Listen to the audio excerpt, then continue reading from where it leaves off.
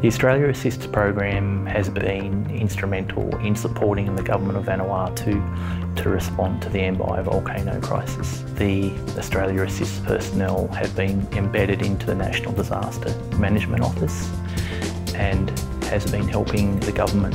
My name is Jeff Barnard. I'm here as a resettlement coordinator working with NDMO during the state of emergency. The volcanic activity on Ambae meant that it was determined to be unsafe for people to remain on the island, so the government enforced a state of emergency and they evacuated people from the island.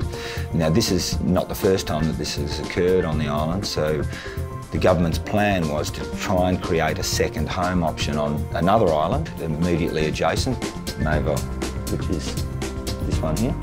Ambae is here, yeah, where the volcano erupted. So the idea is to create a location that during an event they can simply move to that location where they have some support, they'll have some form of shelter. That is the plan, and through the Australia Assist program, I'm simply here to help facilitate with that as much as I can. My name is Mark Vaughn. My position is Field Project Manager. I'm based in Ambae Island, so I have, I guess, on-the-ground information to feed back to head office to report on how I'm seeing things and looking at how they might prioritise certain activities over the next few months. Jeff is sitting in the OC coordinating the relocation process, while me and Mark are coordinating with the chiefs here on ground. Having Mark with us in the EOC, it becomes a lot of good value to NDMO, especially here on Maivo, especially on the technical advice and also on technical support. The people of Maivo have opened their arms and agreed to take Ambae evacuees in. The Australia Assist program has benefited the response by having people working within the head office, NDMO, to help advise on some of the more technical areas of the response. I'm here to help assist that situation. My name's Natalie Giles. I am an Information Management Specialist for the Resettlement Project. I'm deployed to the National Disaster Management Office in Vanuatu.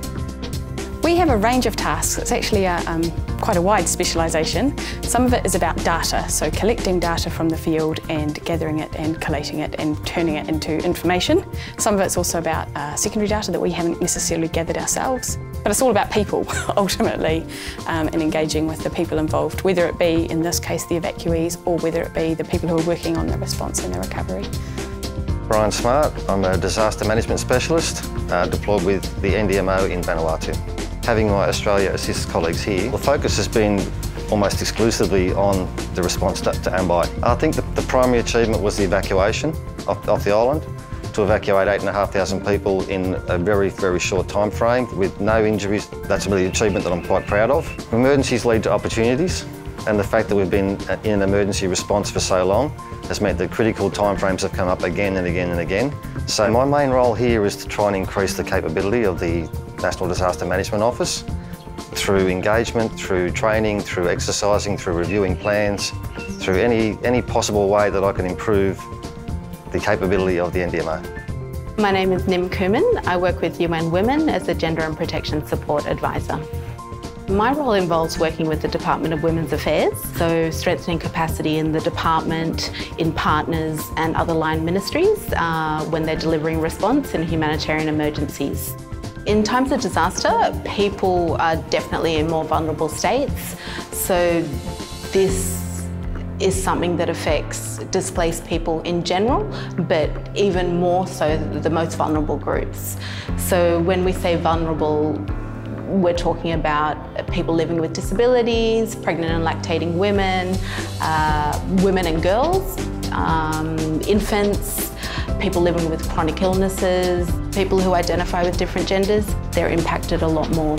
So protection is really important in times of disaster to make sure that assistance is delivered to people with respect and dignity. This current operation, it is something that has never been done before. The assistance they're providing is just invaluable, I would say that.